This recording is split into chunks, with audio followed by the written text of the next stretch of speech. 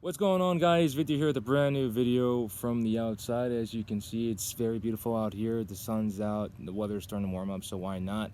The reason why I'm making this video today is because I know that this matchup is going to happen in the very near future. I know it's going to happen on the other side of the world. I'm talking about the middleweight clash between the current middleweight champion of the world, Dricus du Plessis, versus the former middleweight champion of the world, Israel Adesanya. Israel Adesanya not being just the former middleweight champion of the world, but also one, if not the best middleweight in all of mixed martial arts, in the history of mixed martial arts as well. He defended the championship so many times. He defeated so many different opponents. I'm talking about Yoel Romero's. I'm talking about the Robert Whitakers. I'm talking about the Marvin Vittori's. I'm talking about everyone. The Paulo Costas as well. He literally cleaned out the whole entire middleweight division. And then when he ended up getting a challenger that he thought that he was going to blast to oblivion, such as Sean Strickland, it took him off by surprise, and he ended up losing that fight. He said he was going to retire from the sport of mixed martial arts, but he's back. He's coming back better than ever, he says, in Israel Adesanya 2.0. An Israel Adesanya that has more than 100 combat sports fights in his career.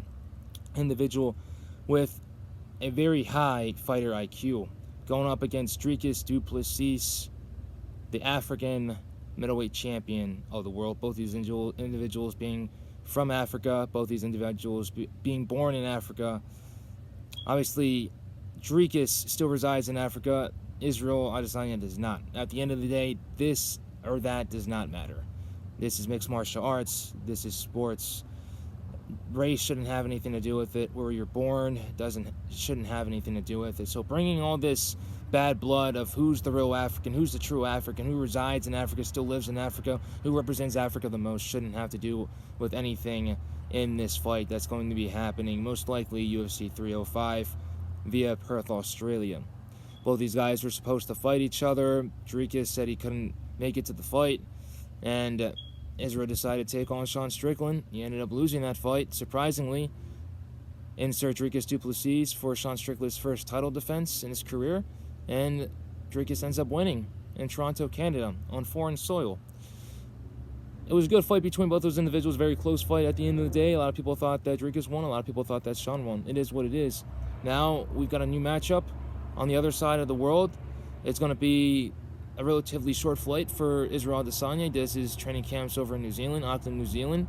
And a relatively short flight for Dricus du Plessis. You know what I mean? It's probably going to be 10, 11 hours to be honest. Maybe 10, 11 hours, maybe 9 or 8, depending on how far South Africa is from Australia. But I know South Africa is extremely far away from the U.S., so I bet Dricus is real happy he's doing this in Australia and not back in North America, which is extremely far away. The striking. We all know that the striking accolades are going to go to Israel Adesanya. His striking skills are on par with the absolute best of the whole entire world. He can hit you from leg kicks and from body kicks, head kicks, from any single angle that you can really think about. He evades strikes absolutely beautifully. He defends takedowns really well, and he's not afraid to go down to the ground in someone's guard and be able to throw up submissions. We saw that against Kelvin Gastelum. He almost got a triangle on him, and also an armbar as well when that fight was going into deep waters for the interim UFC middleweight championship of the world in Atlanta, Georgia, a couple years back. One of the greatest fights I've ever seen till this day. And he was able to go to the ground as well with Paulo Costas. So he's gone to the ground with many opponents in the past. Marvin Vittori took him down a couple of times in their championship fight, also during their first fight as well, and Israel was able to get back up. Israel was able to piece him up. He was still able to throw some combinations, always able to throw out some leg kicks as well. When Israel Adesanya fought Paulo Costa, he absolutely obliterated his lead leg with the low leg kicks, and that really hindered Paulo Costa's movement, leading to the TKO victory for Israel Adesanya. So Israel Adesanya, not only can he kick hard, but he can kick you in different places. He can go low, he can go high, he can go middle to the body and really rip those body shots. And you got Dricus du Plessis, who's just a monster at the end of the day. A lot of his opponents can throw everything at him, including the kitchen sink. He's faced guys such as Derek Brunson that was putting a beat down on him, Brad Tavares that was putting a beat down on him. Robert Whitaker had his moments in this fight against Dricus du Plessis, but Dricus always rose up like the phoenix. and he was able to overcome all those obstacles at the end of the day. When Dricus fought Darren Till, he displayed some of the best ground and pound that we had ever seen from him, and he was really putting it on Darren Till as well, not only on the ground but against the fence.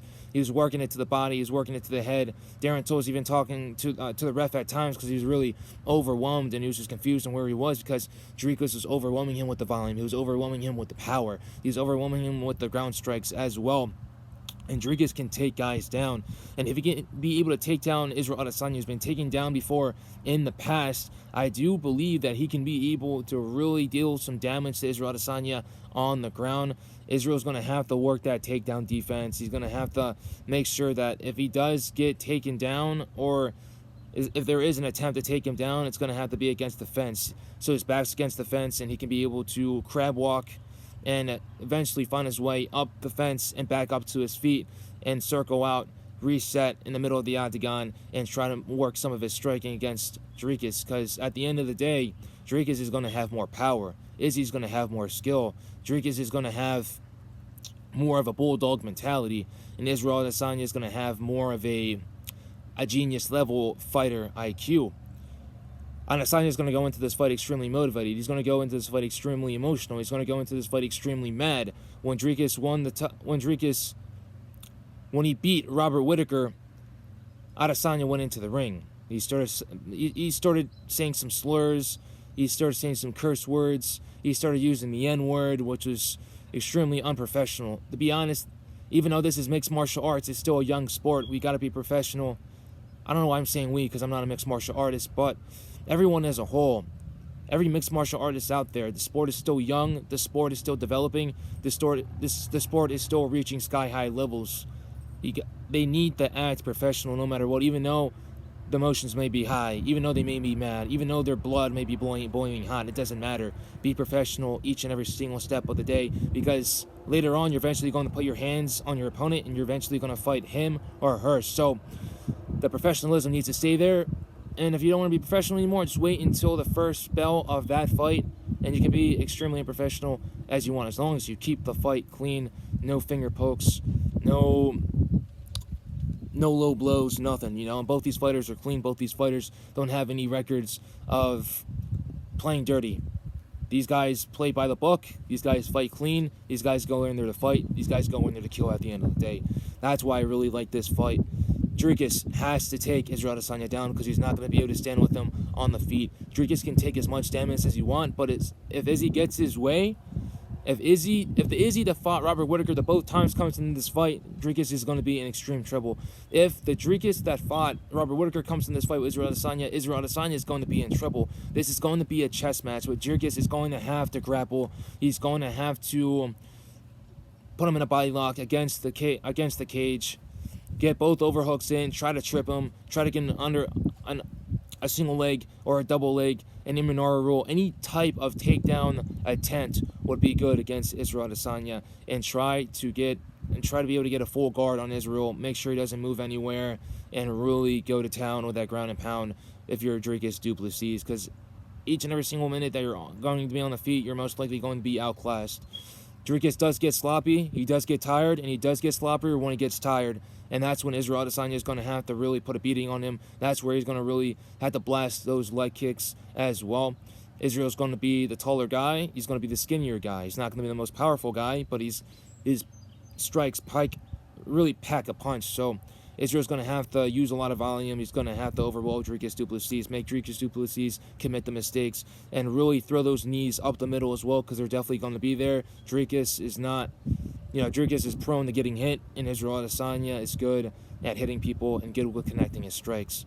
I really do love this fight. Like I said, if I'm Izzy, keep it on the feet. But even if Izzy does get taken out to the ground, only thing he has to do is get back up as fast as possible. Just make sure that he doesn't get taken down in the middle of the octagon. He wants to make sure that he gets taken down near the fence. That way he can be able to basically crab walk using both of his hands backwards up against the cage, use his back and use his legs to be able to elevate himself back up to his feet and just reset. That's what Israel Adesanya is going to have to do if he gets taken down. Even if he does get taken down in the middle of the octagon, the only thing he has to do is basically defend and try to break whatever whatever grip that Dricus does have on him on the ground. Obviously, when you do tie up both the legs, it is extremely hard for you to get up on your feet. But then if someone does have your back and they get that body triangle on you, it gets even harder, but you can be able to break out of it. All you have to do is watch Chris Curtis' rematch against